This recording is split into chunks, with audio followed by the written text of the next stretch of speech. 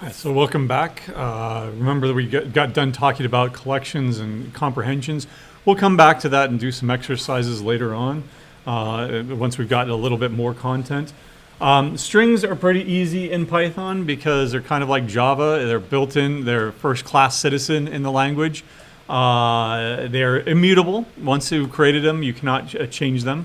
And there is a moderately small library of functions that you can use to do various string operations. I'm going to go ahead and show you some other basic operations. First of all, to show you what happens when it's immutable, right? If I tried to change that lowercase c to an uppercase c by indexing it, right? This is now going to be uppercase c, right? This will not run Python demo. Right, there we go. Why? Because the string object does not support items, right? It is not a list.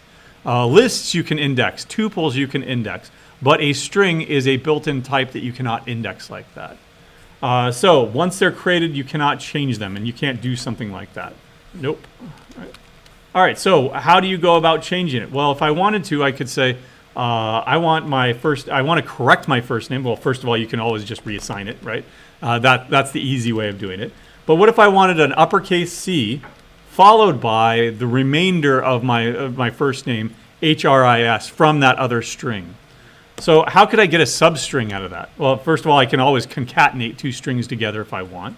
But now do you remember, I can do something like this with a list. If I wanted a sublist that started at index 5 and went to 10, I could say 5 and then 11. Why? Because it's -1 on the other end. It's inclusive, exclusive. But in this case, I wanted to start it at 1 and go all the way to the end. And you can do that with strings, right? And I guess I need to print it out to prove to you. Print s. All right, there we go. And there, now I've done it. So you can use similar syntax in certain situations. You can use that square bracket notation when you're trying to get a substring, right? So, but substrings do work in the same way, okay? What else might you want to do with a string? Well, a string is used to hold data, right? And most commonly, we'll be referring to CSV data. So here's my data. My first name, comma, my last name, be Pythonic, use single quotes.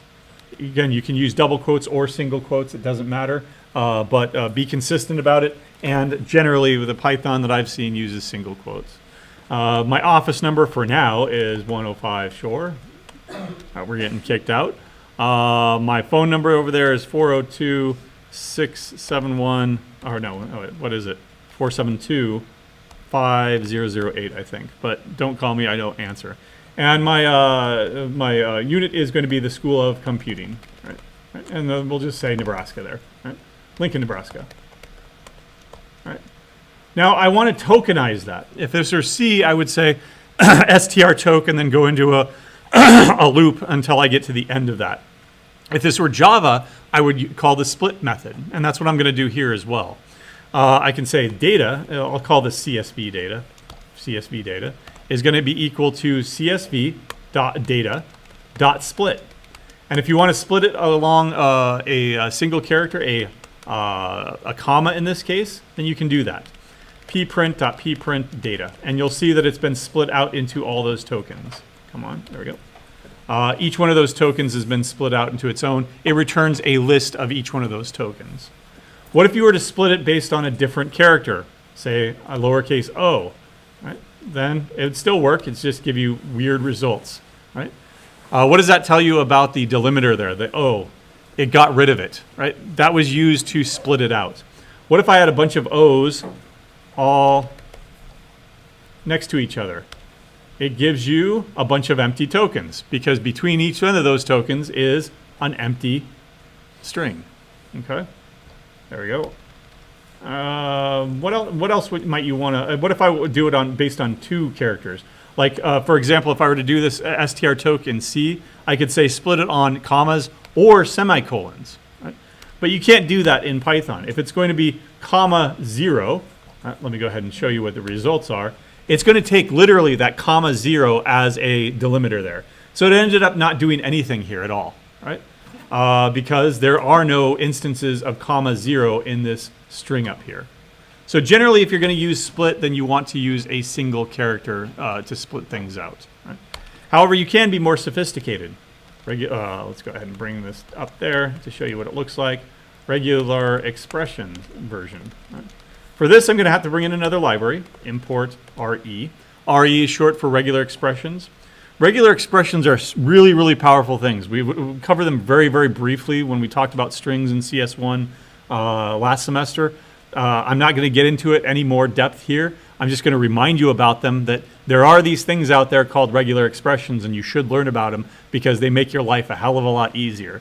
If you've got a bunch of unstructured data that you need to make sense of, you need to extract all the telephone numbers or anything that looks like a telephone number or anything that looks like an email, or you just simply need to, this and this, I need to switch those columns around or something, right? Then you can use regular expressions to do that.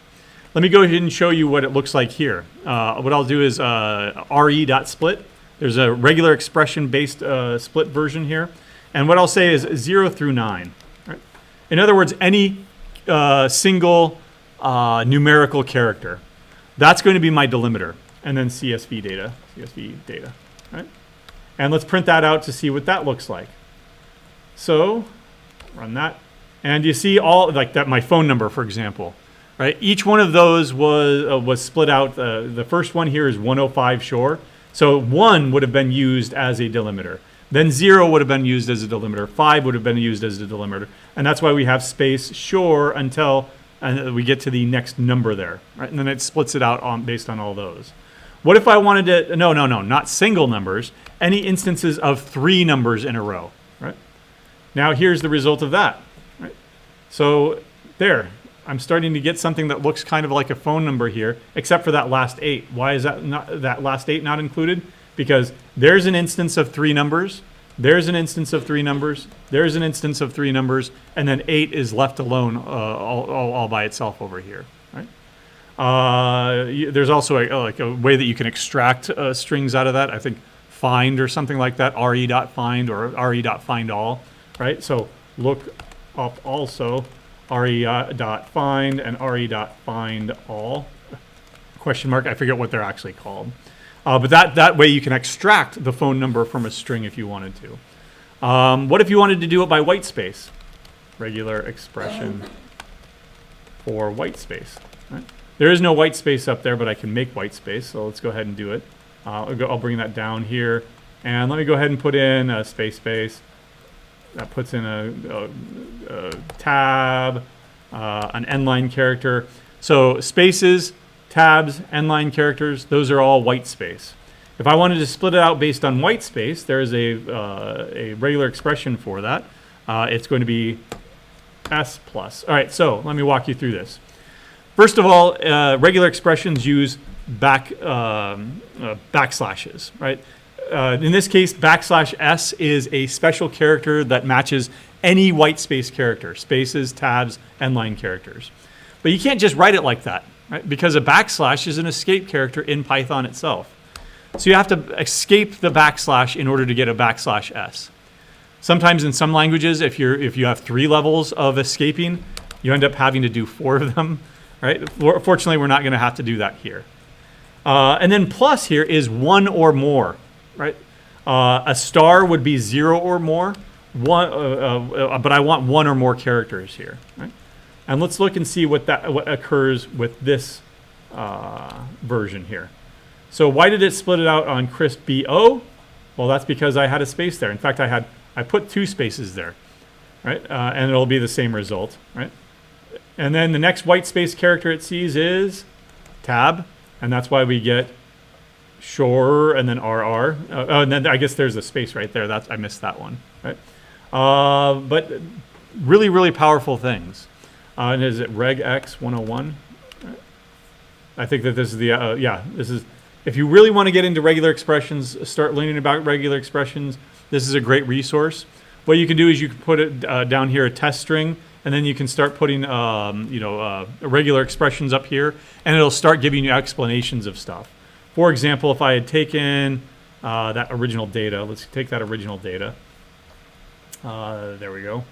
And I wanted an explanation on anything that will match a number, 0 through 9. There we go. I will get an explanation over here. Matches a single character present in the list below, 0 through 9. If you didn't want all of them, you could say, I don't know, 5 through 9, right? Or 3 and 5 through 9, right? So matches a single character in either 3, that's not, what is it? Is it going to be, nope, not escaped. What is it? I think it's at or? Nope, darn it. What is it? I forget. Anyway, you'd have to read about regular expressions to know what a delimiter is in a regular expression. But this is 5 through 9. And then if you want one or more, there is a modifier, and the explanation comes up over here. Matches the previous token between 1 and unlimited number of times. If you change that to a star, then that matches 0 and unlimited times. If you put in, like we did before, a bracket and then a number in there, that's exactly 3 times. If you put a comma between 3, 4, or 5 times, right? Match the previous token between 3 and 5 times, as many times as possible. Giving back is needed. In other words, it's whatever, right? So these things are really, really powerful. And then if you combine them with replacement characters, so what you can do is you can put this into a parenthesis here, and what that'll do is that'll remember it. And then later on, if you do a find and replace, you can take that and it'll be a $1 and replace it with whatever, put it over here. If you wanted to add 2 columns or something and you wanted to swap them out, you could do that, right? So for example, I don't know, let's go with Chris, comma, Burke, oops, Joe, comma, Smith, Jane, comma, Smith, B. All right, there we go. And I wanted to match any character, so that would be A through Z, A through Z. Oh, maybe that's what I should have done. You don't use commas at all. You just use concatenation like that. And it's going to have to be 1 or more characters. So that'll match Chris, it'll match Burke, it'll match Joe, it'll match Smith. But then I want an end-line character, right? There we go. But now I want 2 of them. So comma, there we go. So that'll match every single line, right? Because I've got first name, comma, last name. But if I surround these in parentheses here, there we go, and there we go. And I don't have a way of replacing on regex 101. But what you can do is this is called a match group 1. It'll match Chris, it'll match Burke, and then later on I can replace it, and here's what it would look like if you replaced it, with a $2, $1 end-line character. What does that do? It takes the first, it takes the second group and puts it first. It takes the first group and puts it second. And then all I have to do is control find, control replace, and that's it. Right? It's done a really, really simple data processing task without me having to write any code at all. All I had to do is write this regular expression up here. regex101.com. It's a great way of learning and debugging regular expressions. But you should, again, we're not going to get into regular expressions, but it is something you should be aware of that exists, because you'll be able to eventually recognize, oh, I could use a regular expression to do this and get it done like that. Whereas somebody that is not familiar with regular expressions is sitting there in Excel manually copying things over and taking several hours to do this stuff, right? Or if there are millions of records, they're now taking days to do this stuff, right? No, don't do that. Just do a regular expression and you're done, right? Then tell them that it took you days to do it, and so you're not bothered, right? All right, so next item. I guess before I do that, let me go ahead and make sure that this is all in the notes for you. All right. Not Java, Python. Yep, there we go. All right. So functions and modules. Modules are a little more than a file, right? So you can organize your code into modules. In Java, you would organize them into packages, which are folders at the end of the day, or directories at the end of the day. In Python, you would put them into different library functions, right? Or not library files. For example, if you wanted to create a library or a module by putting functions or variables or code into a file, say library.py, right? Then let's go ahead and do that. Let's do utils, because that's a little bit better. New file, utils.py, there we go. And now I can start putting functions over here. Right? The go-to function that I always do is going to be Euclidean distance. Euclidean distance. Now, is that your first assignment? Is that your first one? Okay. Yeah. All right, that's fine. We can do it. If you can't write this function, you should be able to write this function. It's going to take x1 and x2, or y1, x1, y1, x2, and y2. Right? In other words, those are going to be my inputs. Note here that you do not use a double, right? Because there is no keyword like that. It is not statically typed, it is dynamically typed. All right? Now, the way that you do this is by using def, which is short for define. This is the function name. This is its parameter list. And then finally, instead of opening and closing curly brackets, you have a colon there. Then you need to make sure that everything is indented at the same level. Otherwise, it's not part of the function. Just because that's an artifact of the fact that there's no opening and closing curly bracket. Instead, it's going to rely on indentation. And note here that the indentation by default is going to be 4 spaces. That's the Pythonic way of doing it. I never really liked deep indentation, so I always went with 2. Right? But that's going to screw up eventually because now somebody else is going to be using the correct convention of 4 and make changes to your function, and it's not going to be apparent because how do you know that that was 4 spaces versus that was a true tab? Well, by highlighting it, you see the dots there, right? Very faintly can you see the dots, but that tells me that they are spaces instead of a tab. If I had done a tab instead, actually it probably, it's gonna replace it with 4 anyway. Any good IDE will do that for you, right? All right, so how do we compute the Euclidean distance between 2 points? Result is equal to, it's going to be x1 minus x2 squared, right? Plus, and this is the math way of doing it. This is not the Python way of doing it. y1 minus y2 squared, right? And then I have to take the square root of that somehow, right? Okay. First of all, caret, is that a way in any language? In some languages it is, but not in Python, not in C, not in Java. It's a bitwise OR operator, but you can do this in Python, star star. That will be the power, right, raised to 2, right? Or you could just multiply it by, directly, right? But there we go. How do I take the square root? Do we remember? Can I just do it like it is right now? No. What is it? Math dot, and it's all lowercase, math dot. And to do that, what do you need to do at the top? You need to import math. Good. Okay. There's the result, and I'll leave it like that for now. Let's come over here to demo and get rid of that. Now, I can import utils up here. Okay. And it'll look in the current working directory. It'll look in other directories for utils if there is a util somewhere. But otherwise, let's go ahead and try to use it. Right? And there's still problems here, and we're not done yet. But let me go ahead and create some variables here. Actually, I won't even bother creating variables. I'll just say distance is equal to Euclidean distance?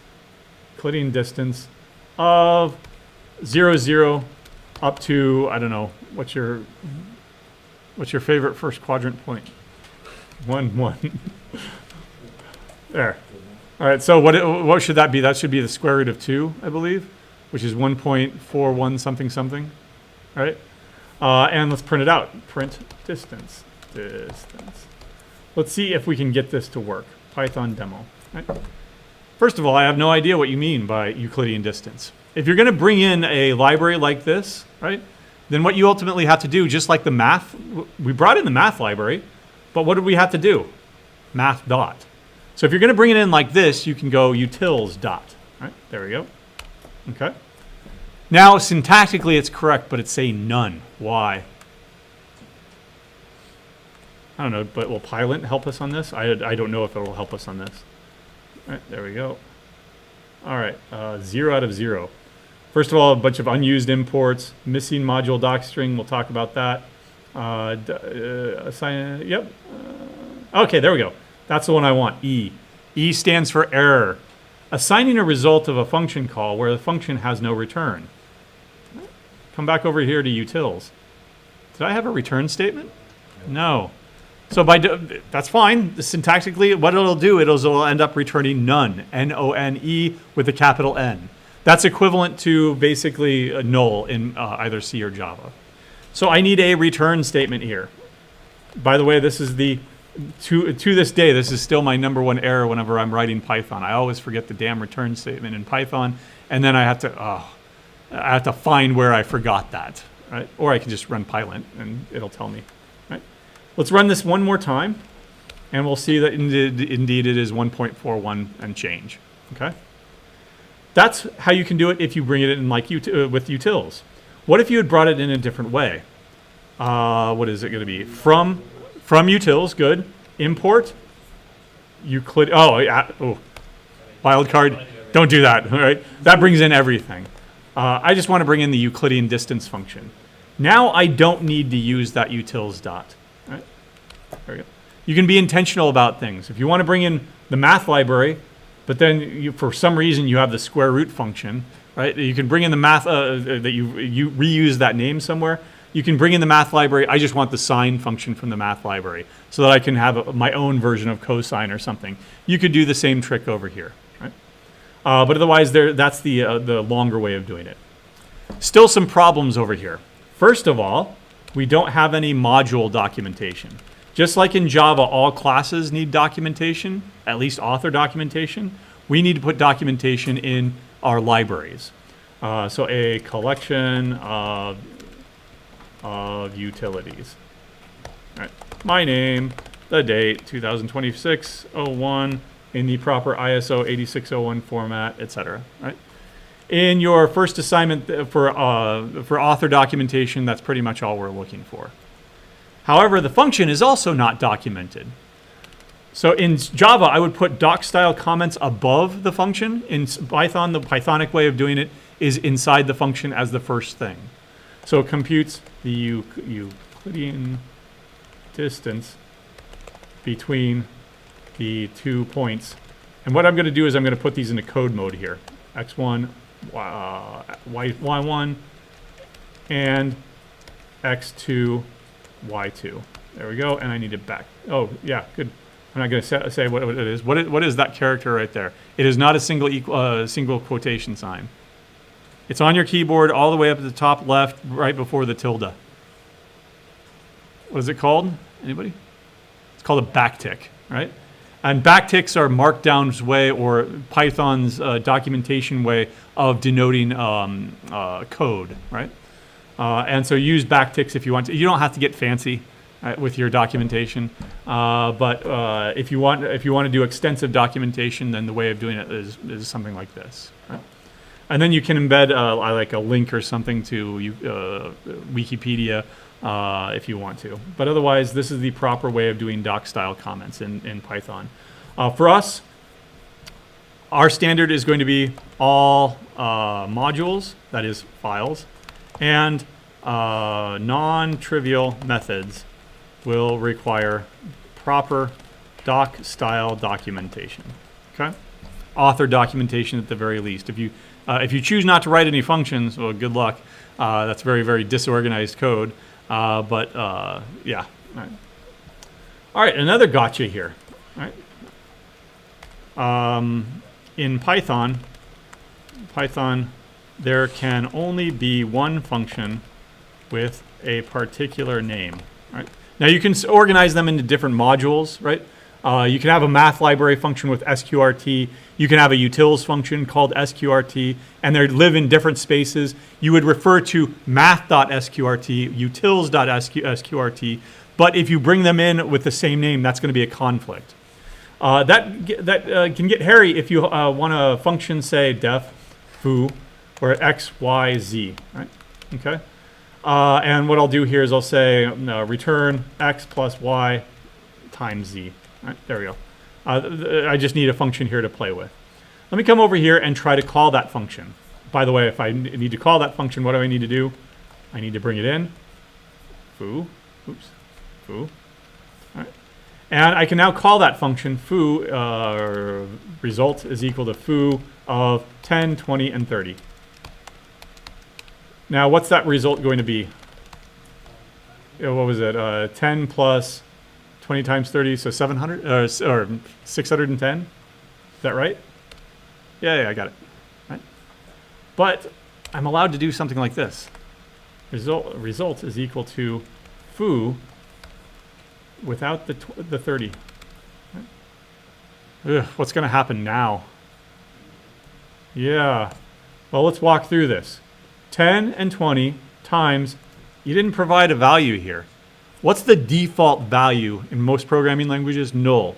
What's the version of null that we have in Python? None. What is none times 20?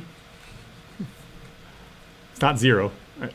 It's a syntax. It's a runtime error, right? That's because I'm using all 3 of those, but you're giving me 2. The compiler is not going to check that again because there is no compiler. Right? Now, there are functions that allow you to do something like this where there are, say, 4 parameters. You can call it with 4 parameters, or you can call it with 2 parameters, or you can call it with 1 parameter, right? And the way that works is by providing default values. How do you do this? Equals 3. Right. Let's go with 1. All right. I think that this is how you do it, right? Anybody with Python experience already? Yep, there we go. Right. That's how that's the syntax for doing it. In other words, if you do not provide me the z value, I will provide you a default value of 1. Now that's 10 times 20 times 1, or 10 plus 20 times 1. Right? If you wanted to, you could provide a default value over here of 2. Right? And over here, instead of calling it with 1, now I'll just, or instead of calling it with 2, I'll call it with 1 instead. In other words, it changes the behavior. Okay? But you can also do this. This is pretty cool. X is equal to 10, Z is equal to 30, Y is equal to 20. Right? Okay? I think you can do this, right? Yep. In other words, you're not stuck with the same ordering that the function declaration says that you are. X, Y, and Z. I'll go ahead and go, I want to be different. X, Z, and Y. You can do that as long as you label your inputs. Right? So if you don't label your inputs, by the way, then it starts doing default stuff. Let's see, that'll probably work. This probably will not. If I just say 20 here, right? Because Z is already defined as the second one. Yeah, right. And so what is Z, or Y is defined as the second one. So what is Z defined as in this case? I don't know. And so we're back to square one with it taking on a value of none, and none times 2 is a runtime exception. Okay. Let me restore that so you can see what it looks like. Right. So you can design your functions like that if you really want to, but I wouldn't if I were you. Right. Okay, let's see. Any questions on that? Oh, and then another thing that you should be aware of is, let's do result here. What if you do, I'll provide every one of them, but 30. But I won't have the proper type that it expects, right? That's not going to work either. Why? Because 20 times the string 30, is that going to work? No. So in a statically typed language like Java or C, the compiler is there and would never have allowed this to begin with. And unfortunately, with a dynamically typed language like Python, now all of those compiler errors that the compiler catches, now they're all runtime errors because it did actually run up all the way until line number 20, right? And then I got a full stack trace out of it. Right? The solution to that would be a lot more code in here checking to make sure that everything's an integer. So if not x is num, what is it? Is num, Python is number, is numeric, I think it is. Is numeric, there we go. Is numeric. Maybe, I don't know if that's correct either though. Check if it's, check Python type of, that's probably what you want. Type, that's just type. If type of x is not equal to number, I think, can you use number, or does it have to be an integer or a float? Float, or type x not equal to integer. I think it's just int, right? Then issue your own warning. Print error, x must be a number. That's how I would do it. And then let's come over here and let's replace this with 10. And we'll replace this with 30. And now, nope. All right, is my logic wrong here? If it's not, and, that's what I want. There we go. Now, what am I getting wrong there? Oh, I'm just printing an error. I need to actually do something about it. Return what? None. There we go. Otherwise, it just goes to line 22 and errors out just as before. There we go. Error, x must be a number, and I'm going to return none. Right. Or maybe another default value here, 0. Or when we get to it, we'll talk about how to throw exceptions there. But, man, yeah, you could do a try, catch, and a throw. But something that the compiler takes care of for me elsewhere in other languages, and I have to write explicit code to check all this stuff. This is where dynamically typed programming languages utterly fail in my view. Right? No, I do not want to type. I do not want to write a bunch of defensive code to check for types. Right? That's why there is a typed Python. Typed Python. What is it called? The only guide that you will ever need. We'll see about that. Typed Python. Yeah, there we go. It's stuff like this, where the name, that we're expecting that to be a string, and it's going to be returning a string. This is not the standard Python. This is an extension of Python, I believe. But there's a module for it, basically. And you'll see this in other programming languages too. Like, for example, JavaScript. JavaScript is not typed. It is dynamically typed. And so along comes CoffeeScript or TypeScript or replacements for JavaScript that are typed. Because once you start, it looks neat at first that you don't have to declare variable types, but then once you've used it long enough, you go, no, this is more frustrating than it is convenient. Right? All right, so there you go. Let me go ahead and bring over this into the notes as a completely separate file. So here's what I call it, utils.py, py, right? Is going to be Python. There we go. And then here's the demo, right? Python. And then I'll bring this stuff over here. Okay. Oh, come on. There we go. All right. So get rid of all that. Ooh, no, I don't want to get rid of all of it. I just want to get rid of... Don't freeze on me. There. Okay. All right. Let's talk about basic file I/O. It's also very, very simple. Right? You can open up a file using... Sorry. Open. There is no fopen, right? But it is using fopen, fopen under the hood here. It is very similar to fopen in that regard. Right? There we go. So for example, let me go ahead and create a file over here, touch data.txt, right? Now let's go ahead and put something into data.txt. Hello, world, line 2, goodbye, world, line 3. Oh, that's line 4, right? Dot, dot, dot, line 7. There we go. There we go. And let's go ahead and open up that file. All right, so I do need a file handle here, and I'll open up data.txt, more Pythonic, single quotes, right? And I'll open it up for the purposes of, say, I don't know, reading, right? Because I'm actually going to open it up for reading. Okay. Actually, yeah, we'll go ahead and go with file input, right? Okay. I need to open it up for the purposes of reading. And usually you want to read the entire file. So I'm just going to do it all in one shot here. f.readLines. Right? Now note here that endline characters are retained. Right? Let me show it to you. pprint.pprint lines. There we go. And there. See all those endline characters in there? Right? So what we could do is we could strip them out. Right? I could say line in lines right? What I'll do is I'll strip it out. So line dot strip, is it called? R strip, right? And I'll put that back into a new list here. No end lines, right? Is equal to a new list here. And then I will no end lines and lines dot. How do I add something to a list again? Append, good. Append, 2 P's. Right? Strip that out, great. That'll work. And now I've got no end line characters in any of that stuff, right?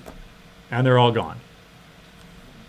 Is this the Pythonic way of doing things? Review from last Friday. If you don't have to write a loop, you don't. You try to go for comprehensions instead. So end, or lines, right? What I want to do is I want to strip each one of those out. So line dot R strip for line in lines. There. And I'm reusing the same variable name there, and guess what? Same result, but much more compact way of doing it, much more Pythonic way of doing it, using a list comprehension. Right? Oh, by the way, what about those trailing lines? So it prints out line 7, but then how many lines are there after that? 8 and 9. Right? That's why it's printing out these empty lines here. What if you wanted to ignore empty lines? You only wanted to look at the lines that were relevant, right? Add on another condition. If line, if not line dot is space. There we go. That's the way of doing it. This is checking to see if the line, is the line empty or it just contains a bunch of spaces? If so, then not it and don't include it. Now all those empty lines, they're gone, right? The 2 in between, they're gone. And then the trailing 2 lines there are also gone. So you can do some pretty powerful things with those list comprehensions. And we're going to do even more powerful things later on when we actually get to some exercises here. Right? All right. I think you could actually do that in one line, but no. All right. So what about file output? Okay. So you do the same thing. F is equal to, oh, by the way, do you close it? I forget. F dot close. I don't think that there's an explicit close, is there? I guess there is, right? So be sure to close your resources. Apparently there is. Right? Now I go ahead and reuse that variable because I want to open another file. I don't know, I'll call it message.txt. Be Pythonic. And here I will open it for the purposes of not reading, but what's the opposite? Writing. Right? And what you can do at this point is you can just use write, f.write, right? And you can write in hello world, right? End line character. Actually, end line is a default, I think. F.write. Let's go ahead and print out a character in there, or a value. X is equal to 42. Here I will simply use a formatted string. X is equal to X, using that formatted string that we've done before. F.write, pi is, then what is it? Point, I want to go out to just 0.4 F, and that's math.pi. There we go. And let's see if this works. Oh, and then make sure to close, f.close. There we go.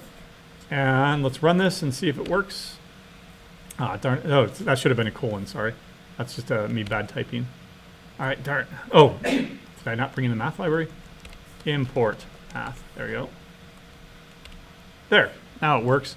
Now, there's no file over here, even though I created it. Remember that sometimes your IDE, even Eclipse has this problem of it not registering, the changes in the file system that were made outside of the IDE. So sometimes you have to refresh, and there is the message. Right? Hello world, and it looks like it doesn't do end-line characters by default. So you need to go back and do that. Let's see. Go ahead and put in an end-line character, end-line character, end-line character, and now it'll be pretty. There we go. And it's been changed. Oh, come on. There. Did I not save? I saved. It auto-saves.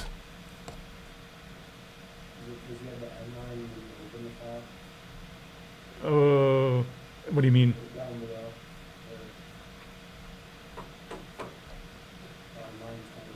Oh, oh my God, what did that do locally? Let's find out.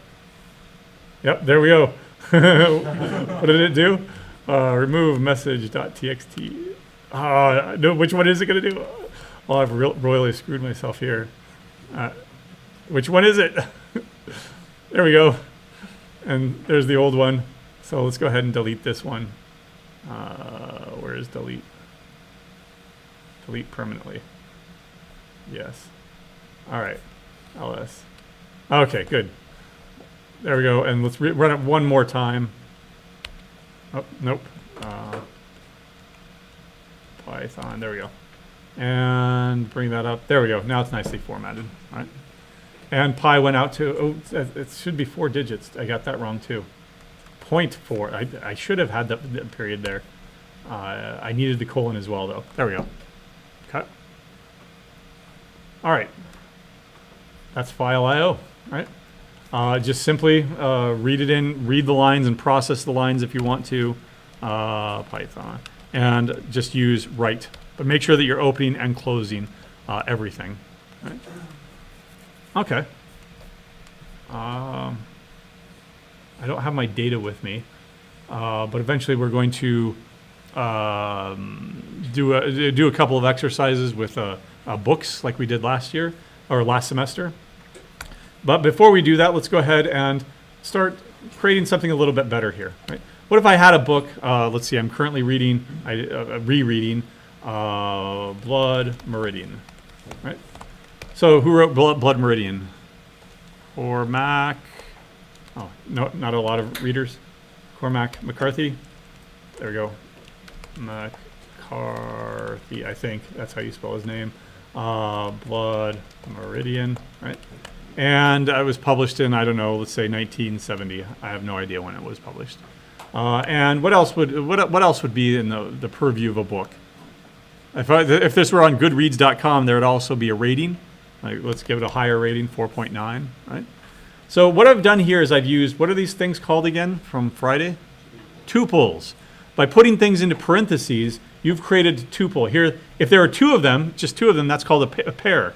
If there are three of them, that's called a triple. If there are n of them, that's just a tuple, or an n tuple. In this case, I've taken 1, 2, 3, 4, 5 pieces of data, and I've collected them into a tuple. But what if I created another book? What are you reading right now, then? Anybody? All right, okay. Red Queen. You're going to have to help me here. Who wrote it? Victoria, and then what? And yard, like that? Oh, wow, oh, weird. Okay, pen name maybe, and then you said Red Queen. I have no. Let's say that was published in 2020, right? And I don't know. Is it good? Okay, 4.9. Right, we'll give you that. And just to make sure that it's different, I'm going to go 4.7 on that one. All right, but by using tuples, there's really no consistency here. What if I had said that? That's her first name instead, right? And I ended up, switching those around accidentally, right? Or what if I put the year somewhere else or something like that, right? Not only that, but if I tried to get their first name, what would I have to do? I'd have to say Blood Meridian sub-0, or that's their last name, I guess, right? I don't even know if that's how you spell Cormac. But it's not named, right? So this is a problem because I can't name my variables. They're not in any particular enforced order. So if you have more than one piece of data, what should you be doing? Making a class to do this. And that's what I'm going to do. Let's go ahead and go with a new file, and I'll call it book.py. Okay? Now to create a class in Python, you use the class keyword, and then you name it whatever you want. In this case, I'm going to name it book with a capital B, because I'm going to follow the same naming conventions as classes in Java or any other programming language. Most other programming languages, right? Documentation goes here, represents a book, right? Doesn't have to get any more fancy than that, right? Now, when we did classes in Java, there are no classes in C. When we did that's called C++, or C#, or there's another Objective-C, right? Or there are 3 different versions, right? But in any case, we needed a way to create stuff, right? Now, normally, if this were Java, I'd say, oh, well, there's a rating, right? There's a title, which is a string, right? You don't do that in Python because you don't have strong type, or you don't have static typing like that. Instead, what are the values? Well, whatever you want to put in there, right? And what we need to do to specify those values is called a constructor. And in Python, that's going to be the init function, right? Now, note the way that I wrote that. These are underscores, right? Or they're underline characters. They're called dunder methods in Python, I think. This is a dunder method, which is equal to double underscore method, right? Or sometimes they're called magic methods, right? Magic methods, right? And why? Because they're built into the language, right? So init is actually going to create a book. What I'm going to do for now is I'm going to bring in, say, the title, author, first name, author, last name, the rating, and what else was it? Publish year. This is my first version. Of course, we'll update this later on, right? However, in Python, you have to, if you're inside of a class, let's back up a second. In Java, if you're inside of a class, how does the class refer to itself? How do I refer to myself? Me, myself, and I, those pronouns, right? But how does an object refer to itself in Java? This, right? Because it's an object, not a person. We have something very similar in Python called self. And unfortunately, it always has to be the very first argument to any function inside of a class to associate it with that class, right? Now all I'm going to do is set all those things. Self.title is equal to title. Self.firstAuthor, name, et cetera, right? So to do the rest of them. That's how I can create a book class, or to create a book instance. And everything will have variable names: title, author, first name, author, last name, publish year, etc. Okay. We'll pick it up there on Friday and do some more on this part.